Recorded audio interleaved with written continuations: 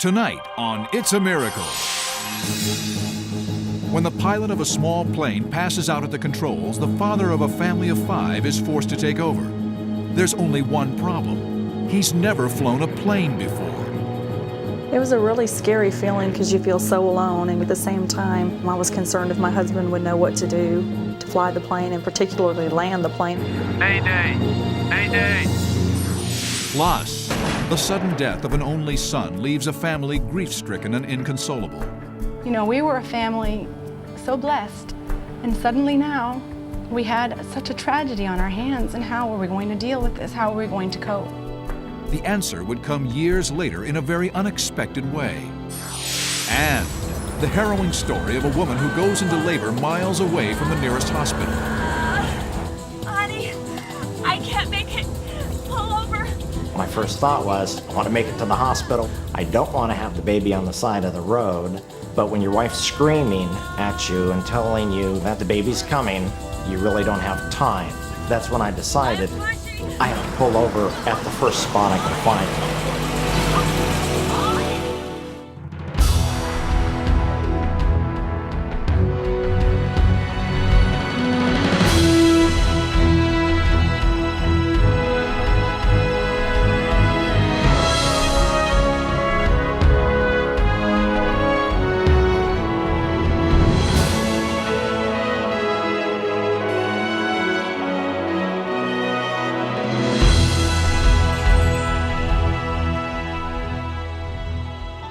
And now, from PAX TV Studio 611, your host, Richard Thomas. Good evening, and welcome to It's a Miracle, and another hour of inspirational true stories.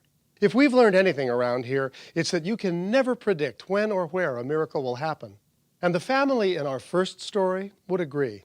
They found theirs at 1,500 feet in the air.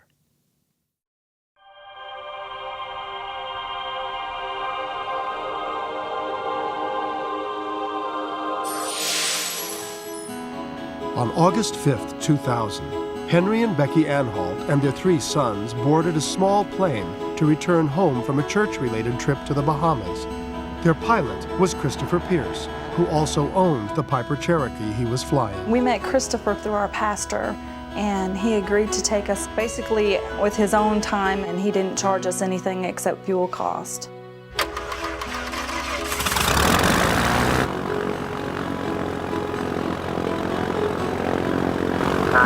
X-ray, you are clear for takeoff on runway 27.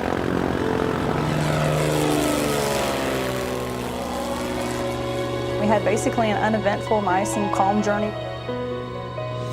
The skies were beautiful. The Caribbean was beautiful.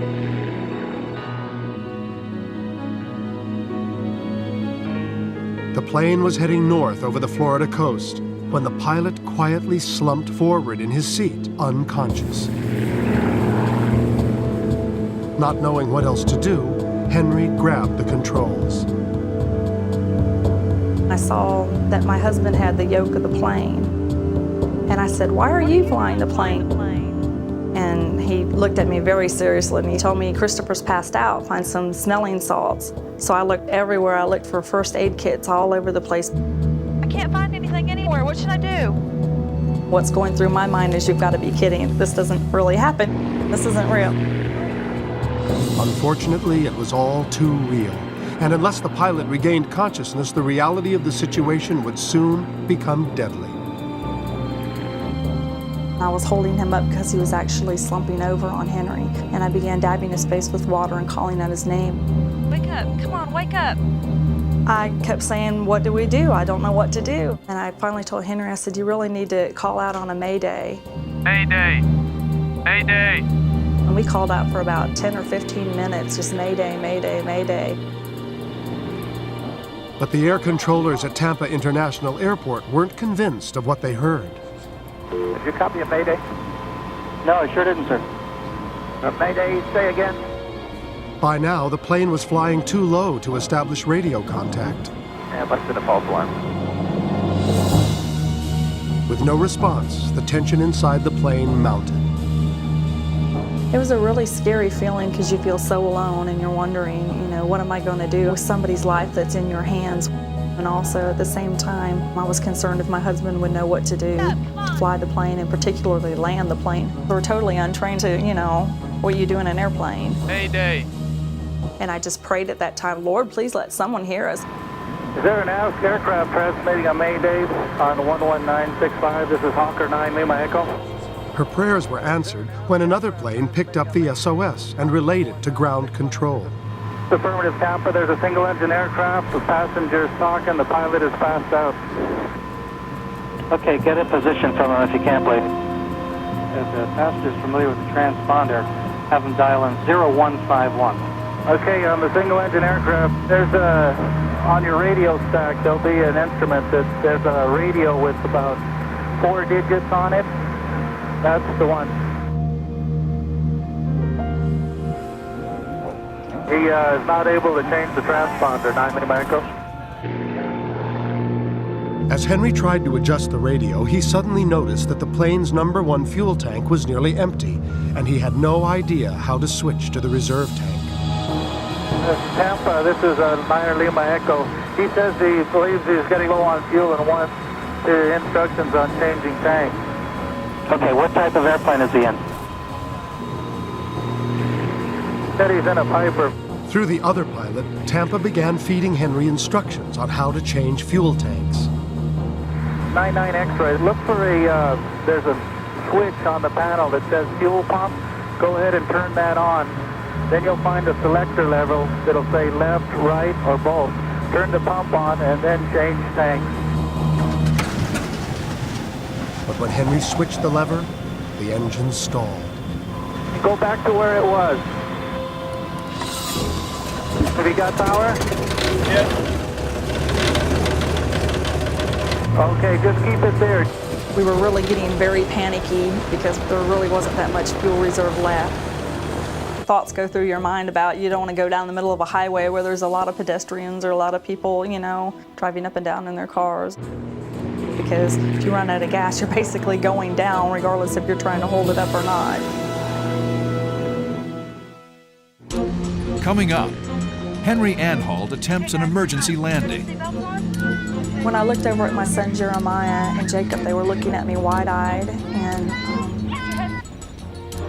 I saw a tear running down my oldest son Jeremiah's face. The dramatic conclusion when It's a Miracle returns.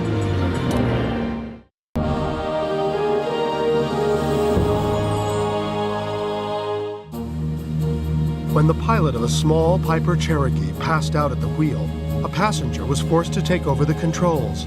But Henry Anhalt had no experience flying or landing a plane. And with the #1 fuel tank nearly empty, it was only a matter of minutes before the plane would go down. Meanwhile, ground control was desperately trying to maintain contact with the aircraft. Okay, Tampa says if you're sure you know how to change the frequency, they want you to change to 119.90. And then they quickly changed their mind. Yeah, hold off on that for just a minute, sir. Okay, 99 X-ray, hold off. Don't change frequency yet. Stand by. But it was too late. Henry had already switched to another frequency and was now lost to both Tampa and the other pilot. 99 X-ray, this is 9 Lima Echo. 99 X-ray, this is 9 Lima Echo. It's answering Tampa, 9 Lima Echo. It was a terrifying situation. The Anhalts were once again on their own and at a total loss of what to do. Without radio contact and with their fuel gauge hitting empty, only an experienced pilot would be able to save their lives. But what the Anhalts didn't know was that their pilot was dead. Have a Mayday. Mayday. We're circling over Gilbert Field at 2000. And then, just when all seemed lost, another transmission came over the radio. This is 739 Romeo Tango. I'm an instructor. Flight instructor Dan McCullough had overheard the emergency radio exchanges concerning the Piper. We immediately called Tampa and offered our assistance. At that point, Tampa wasn't turning down anybody that was offering to help. Okay, 9 Romeo Tango, if you'd like to head towards Winter Haven, apparently the pilot said he's near Winter Haven. He's at 700 feet, 9 Romeo Tango. Dan quickly changed course and made the short hop to Winter Haven. It wasn't a moment too soon. the Piper was virtually running on fumes. He couldn't see the plane, but he dialed into their frequency and began preparing Henry to change tanks. Okay, 99er X-ray. You found the fuel selector valve on the left-hand side of the firewall down there by the pilot's leg. It should have an R for right tank, an L for left tank, and an off position. Tell me what position it's currently in. On the right.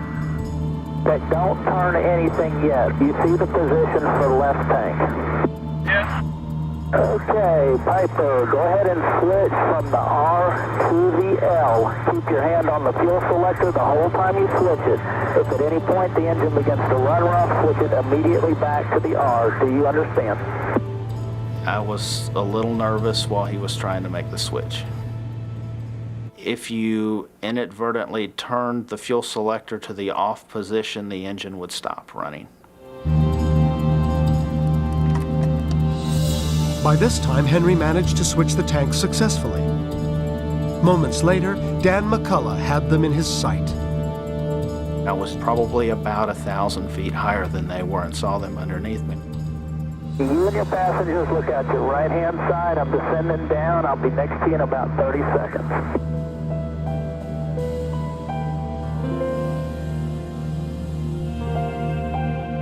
It was just an awesome sight to see that plane. We were very relieved to have someone there with us. But their relief was followed by the realization that they still had to land the aircraft. Okay, just take it nice, slow, and easy. Now, we got to come up with a plan between the two of us. How much time have you got in an airplane? I hate to say this, but none.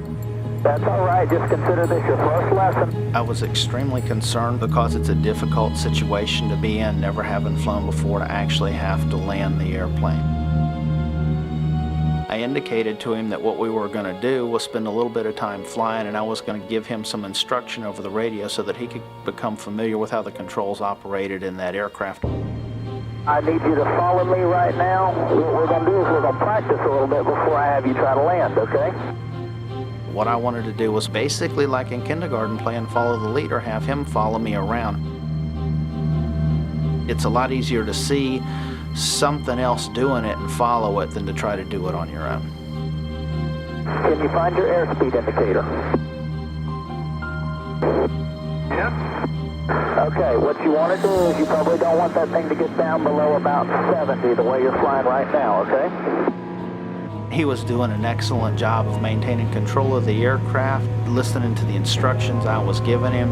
You also have to lower the nose. Pitch for airspeed, power for altitude. Remember that. But Dan knew that the greatest danger still lay ahead. Follow me. We need to go back toward the airport. So you see that big long runway? Yep. That's where you're going to land. All too soon, the moment of truth had arrived. It was time for Henry to put the Piper down on the ground. Hey, I want you to follow me right down to the airport. I'm not going to land, but you are, okay? Absolutely, without a doubt, the most challenging part of any flight is landing an aircraft. The one thing you can never be sure about with somebody that hasn't flown before is how they're going to react when they have to land. I need you to keep your nose level or slightly above the horizon, okay? The sight of the ground rushing up to you is scary. I mean, there's no other way to describe it. At the last minute, Henry's fear got the best of him, and he aborted the landing.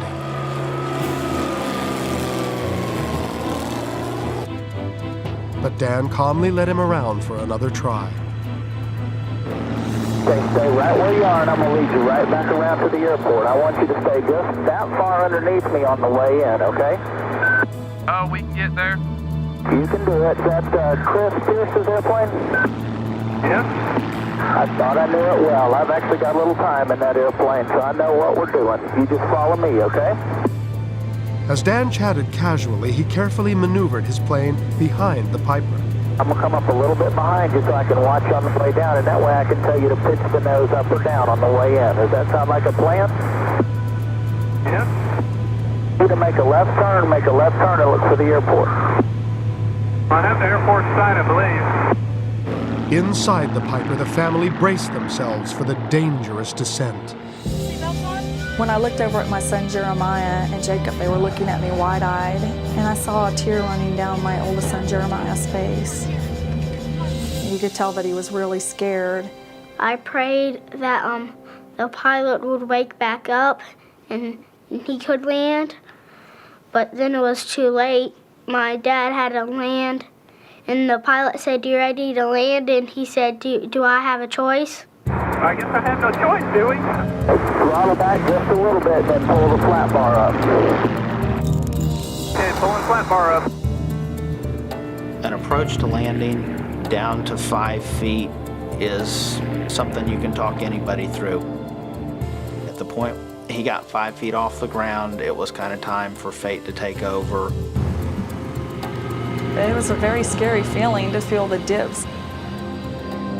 I was so nervous I felt like I was going to pass out.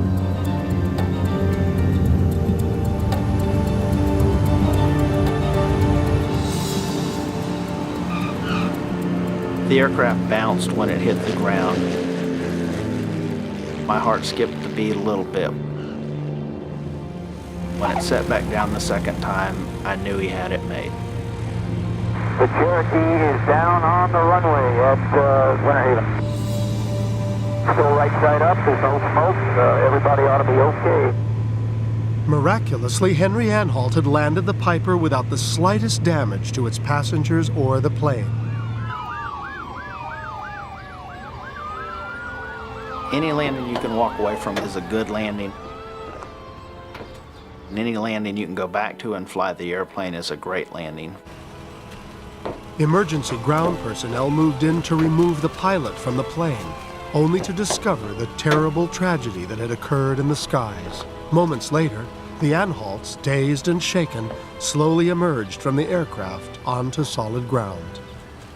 As I got out of the plane, the realization of what had happened really hit me, and I just began to shake uncontrollably, and I pretty well lost the strength of my legs and kind of fell to the ground. I went around to the other side of the plane with my wife and kids, and we sat in the grass there for a few minutes and said a prayer, thanking God that He got us on the ground. But their joy was tempered by the fact that Christopher Pierce had died of a massive heart attack. The whole experience is really a double-edged sword, because on the one hand, we're so grateful that we're alive and that God has spared our lives. And on the other hand, we're very deeply saddened at the loss of Christopher Pierce, because he was a really great man. After Dan McCullough had landed his plane, he joined the Anhalts to congratulate Henry.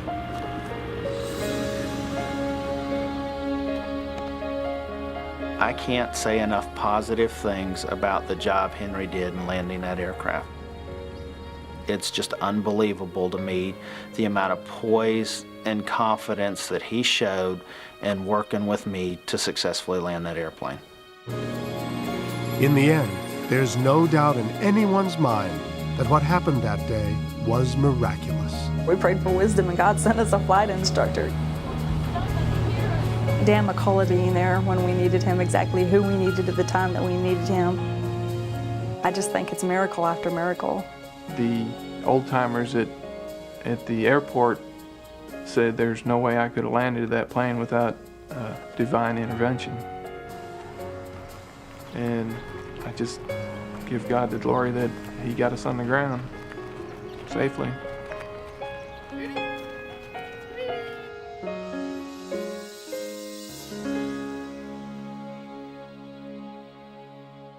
We wanted to take a moment to remember the man who lost his life in this story, pilot Christopher Warren Pierce. Chris was married, the father of 3 children, and a valued member of his community. He gave generously of his time and resources, regularly flying relief supplies and medical assistance to people in need. He will be sorely missed by everyone who knew him. Still to come, a grief-stricken woman receives a message from beyond the grave.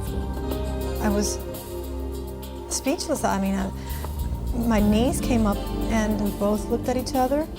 She also was in awe.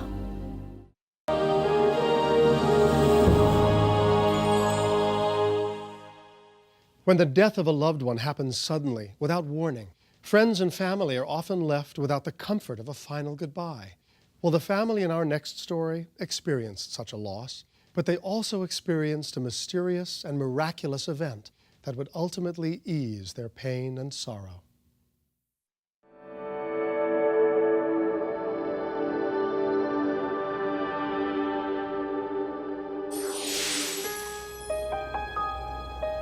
Alina Fenton came from a long line of women who only had daughters. So when she gave birth to a son, she felt like she had been blessed with a special gift. He was a cutie. He was like a Dennis the Menace. But Alina wasn't alone. Everyone in this tight-knit Cuban family felt proud of their first little boy. Alina's sister, Maria Elena Fernandez, was no exception. Jimmy was the first boy in our family, and he was the prince. He was beautiful. He had this white mane of hair and these gorgeous blue eyes, and he was so much fun. And his great-grandmother, Abba, just laughed and enjoyed all of his mischievousness. Every chance she had, she would just come over, or I'd take Jimmy over to her house. Bravo! She showed him how to climb a chain link fence so he wouldn't get stuck. She helped him out with a bike. She just loved him being with him and he with her. She was just there for him all the time. They had a very special relationship and they were best buddies. Between them, there was this special bond. He just adored this little great-grandmother. Jimmy really just liked being with her. She had a sense of peace about her. As Jimmy grew, the bond deepened because he now could confide in her. He could ask her for advice. He was so big, and she was the little petite great-grandma, but yet they were like kindred spirits. And then, in 1994, the Fenton family was shattered by an unbearable tragedy. And it was like 7:30 in the morning, and I get a knock on my door, and there were these two somber police detectives. They had this look of just something terribly gone wrong. Jimmy had become the innocent victim of an attempted armed robbery. They told me that there had been a terrible accident the night before, that Jimmy had been shot and was dead.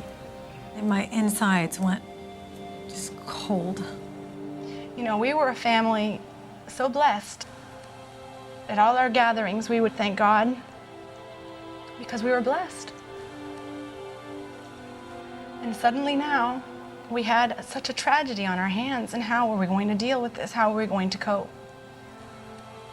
I couldn't bear to tell my grandmother that her prince was dead. So finally I knelt down next to her chair and she held my hand and I said, "Something is wrong." And she said, "I know, Jimmy's dead. I know he's gone." She knew in her heart that he was gone. 5 years later, the family would face another loss when Magda Sanchez, the grandmother they called Abba, was diagnosed with terminal cancer. We knew it was just a matter of days, maybe a week. We all stayed with my grandmother at my mother's house. Sometimes I wanted to get so close to her and feel her warmth. I laid down next to her. Abby. Abby, cuando tú llegues al cielo. I would tell her, "Abba, when you get to heaven, Jimmy's going to be there waiting for you." And I said, "He's going to come and just hug you, and you give him a great big hug for me." She'd squeeze my hand. And I saw a tear running down her cheek. And that was the only tear she shed that week. To bring some happiness to Abba in her final days, Alina put together a book of memories her grandmother had collected during her lifetime. She had tons of pictures, and I started putting them in this photo album. And I came across this little teeny tiny Valentine's Day card. And on it was written Abba and signed Jimmy. So I thought, gee, look at this. This must have been written 20 years ago. And she has kept this little card. 1 week later, their beloved grandmother passed away.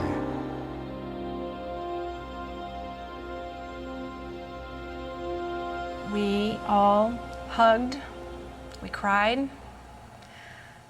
You know, she was 95. You never want to say goodbye. We had many friends and family attend the viewing, and when you walk into the chapel, you write your name in the book so the family knows that you came to pay your respects. As she was leaving the funeral parlor that evening, Alina's mother, Celia Rhodes, had an unsettling premonition about that book. We used to have a custom to stay overnight with our dead in the funeral place. And I wanted to stay, but they won't let me. And I said, but what about the book? The book is there. I want to put the book away. Leave it. Leave it here? Yeah, leave it. You sure? Sure. It'll be fine. And we all walked out together, and once outside, we said some more goodbyes and more hugs, and the funeral director locked the door.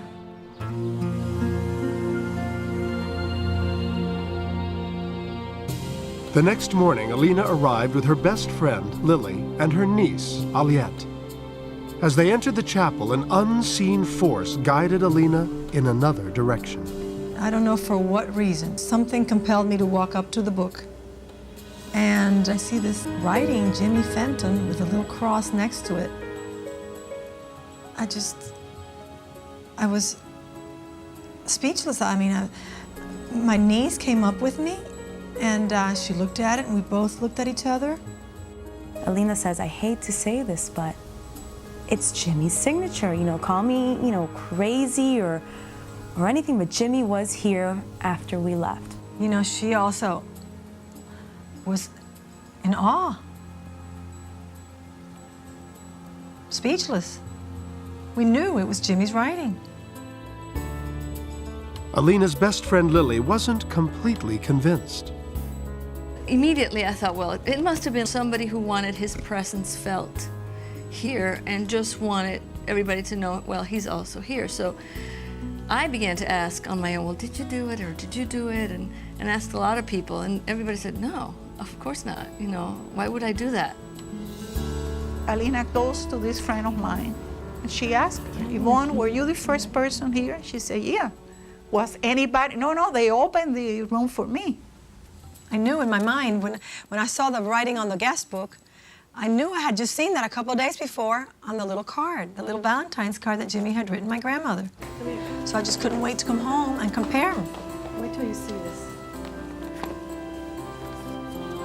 And sure enough, when I put one next to the other, Look at the Jimmy. Look at the M and the Y. we just looked at each other. We knew it was Jimmy's writing.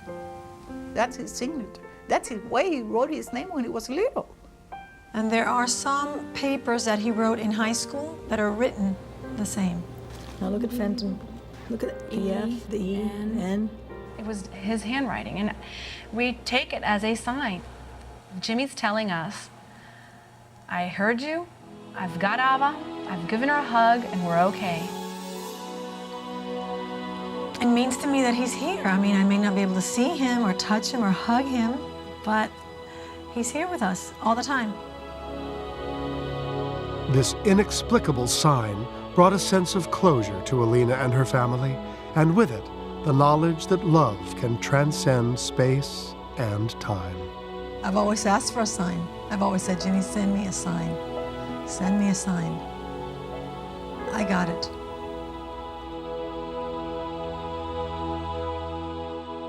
If you enjoyed this story, you can find it and many more in the book Small Miracles for Women by Yitta Halberstam and Judith Leventhal.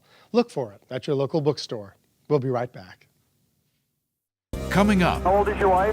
She's 38. Do you have any clean towels? the unforgettable 911 recording of a husband and wife attempting to deliver their child on the side of a road. She's actively in labor? Yes. I can definitely hear Mrs. Jorgensen screaming in the background, and it sounds as though she's in quite a bit of pain. Hold on, hold on.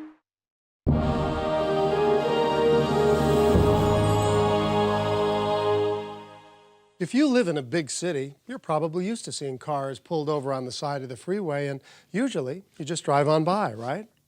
Well, if you were on the 405 in Orange County, California on August 7th, 2000, and saw a white Ford truck parked on the shoulder, guess what? You drove right past a miracle.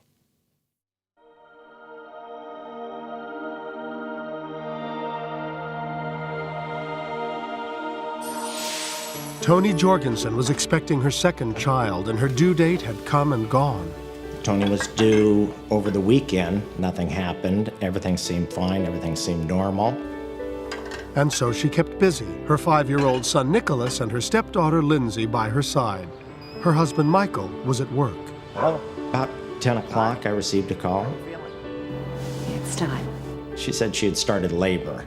Yeah, I'll see you in a little bit. Didn't appear to be that critical, so I asked her, do I need to rush home? She basically said, no, that's fine. She'll keep me posted. Michael arrived home a few hours later, and together they prepared to go to the hospital. We're off to the hospital. What's your color in there? Toni had been in labor for nearly 15 hours during Nicholas' birth, and if this child was the same, they would have plenty of time to make the 17-mile drive. Love you. Bye, kids. Bye. See you in a minute. We weren't on the freeway more than 30 seconds when she told me she was having hard labor and wanted to push. Don't push, don't push. My first response was, don't push. Are we gonna try to make it to the hospital? Yeah, let's make it to the hospital. Okay. But moments later, the pain became unbearable. Oh, honey, I can't make it. Pull over. My first thought was, I want to make it to the hospital. I don't want to have the baby on the side of the road. As they raced down the freeway, Michael dialed 911. Whoa, yeah, my wife's having a baby. Pull over, I'm pushing. After the second time she told me she had to push or was pushing, that's when I decided it's best to find a spot to pull over. Okay, I'm gonna pull over. I was looking for a safe spot, but when your wife's screaming at you and telling you that the baby's coming, you really don't have time. That's when I decided I have to pull over at the first spot I can find. As he pulled onto the shoulder, Michael's call was patched through to Orange County Fire Authority dispatcher Christopher Funk. Okay, so this is the fire department. You're on the southbound 605 transition road to the southbound 405? Yes, the call box is 605-34T. He basically knew that he was not gonna make it to the hospital, so he pulled over next to a call box. In case his cell phone didn't work, he could use the call box. Okay, sir, we do have paramedics on the way. Is your wife right there with you? Yes. How old is your wife? She's 38. She's actively in labor? Yes. She's feeling the urge to push. She's pushing. It looks like she's bleeding. I can definitely hear Mrs. Jorgensen screaming in the background, and it sounds as though she's in quite a bit of pain. Okay. How far along is she? Her due date was yesterday. Okay, don't push. She says she's pushing. Once we got the information that she was in active labor, we started right into the EMD protocols. The EMD card is designed to assist the dispatcher through basically treatment of the patient before the paramedics and or other responding units get on scene. We do have paramedics on the way. Okay. Do you have any clean towels or anything that you Yeah. Okay, hold on. Where, is she in the back seat? No, she's in the front seat. Okay. I knew we were out there alone. You have little fleeting thoughts. Is the baby breech? Is the cord going to be wrapped around his neck? Yeah. Okay. It was pretty scary thinking something could go wrong. Next, the situation intensifies as Michael Jorgensen struggles to deliver his own child. It's not the head. It doesn't look like the head. It's just a sack. Okay, it looks like a sack? Yes. The emotional conclusion when It's a Miracle continues.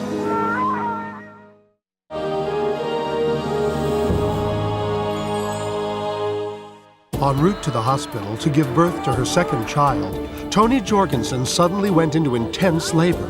And when it became apparent that the baby would not wait, her husband was forced to pull over on the side of the road. Luckily, his cell phone had connected him to a dispatch officer who would try to talk him through the delivery until additional help arrived. Okay, Sheriff just pulled up. The Sheriff just pulled up? Yeah. Go ahead and stay on the phone with me, okay? Okay. My first thought was, Highway Patrol can take over now. I can basically step back. But it seemed I was more experienced at delivering than she was.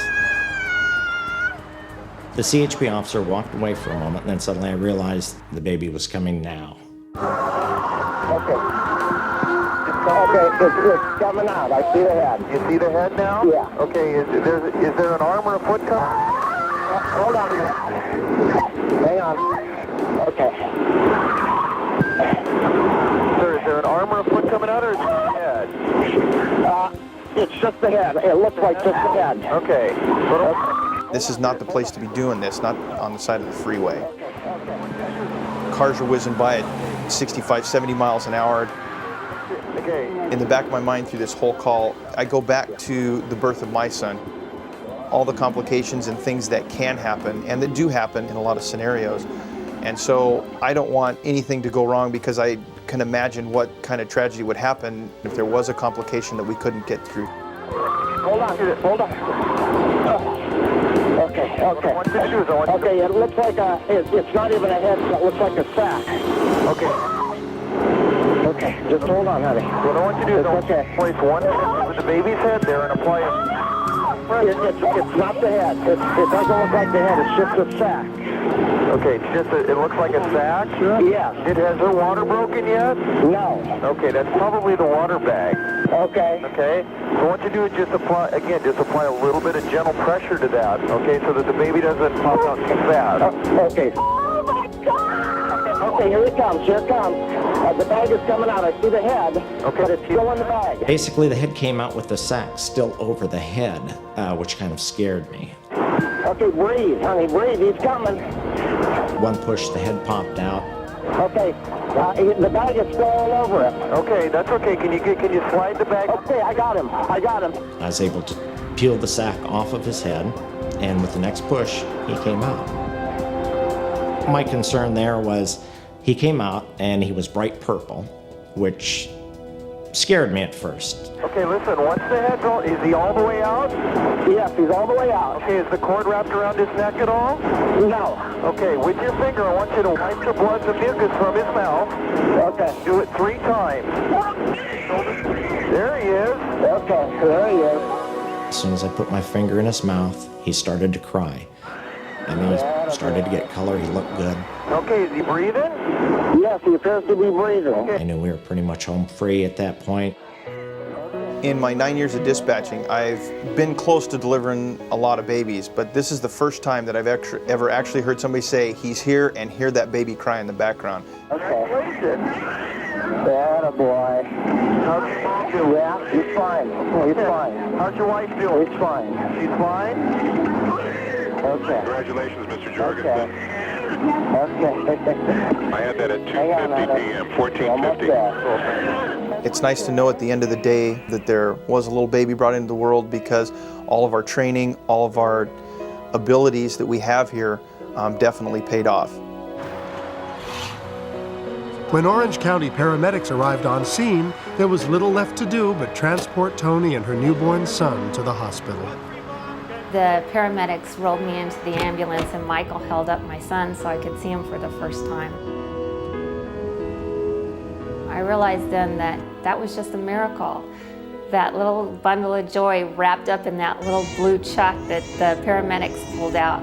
That was our miracle right there, and it had all taken place right there and then on the side of the freeway, and it was truly unbelievable. Today, at 6 pounds 11 ounces, Zachary Jorgensen is a bouncing baby boy and the greatest joy of his entire family's lives. Recently, dispatcher Chris Funk had the opportunity to meet the miracle baby he helped bring into the world. Chris just pulled my husband through. everything he needed to know, everything he needed to do. This must be little Zach. This is little Zach. It was definitely heaven sent. I love you, Zachy. I love you, little. Every time I hold Zachary, I kind of look at Mike and we sort of just give a little chuckle that we couldn't believe the whole thing happened. I can't make it. Pull over. It turned out to actually be one of the most spectacular days of my life. Hold on, hold on. Definitely there's events in your life that you will not forget, and this puts it at the top of my list. Here it comes, here it comes. To go through this, the birth of your son together, alone, it was pretty incredible. That's my boy.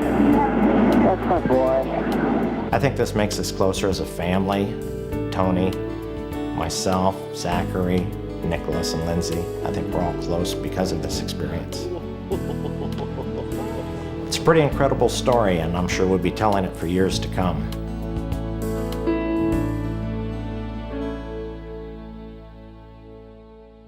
It's been several weeks since Zachary's extraordinary birth, and we wanted to check up on him. He joins us now, along with the entire Jorgensen clan. Hello, everyone. Hi, Richard. Hi, Richard. It's good to see you all under more relaxed circumstances. How's little Zach doing? He's great. We're all happy to have him as a part of our family. It completes our family. Lindsay, how do you feel about having another boy in the family? He's great. He's very quiet. He's a good boy. I can see that. Hey, Nicholas. Yeah, How do you like having a new baby brother? I like it. Well, that's good. But I understand he has an unusual middle name. You want to tell me what that is? Ford. Ford. How did he get a name like Ford? Well, he was born in the Ford truck, so we just thought it appropriate that he be Ford, built tough. He's lucky you weren't driving a Carmen Ghia. All joking aside, Dad, how do you feel about this experience? It's like a dream. It happened so quick on the freeway, I really didn't have time to think about it. Listening to the tape, listening to everything that happened, it is a miracle the way it happened. A lot of things could have gone wrong, but everything turned out great. It sure did. And Tony's holding the living proof. Thanks for joining us tonight. Thanks, you, Richard. Richard. Bye. Thank Bye-bye. you, George. We'll be right back.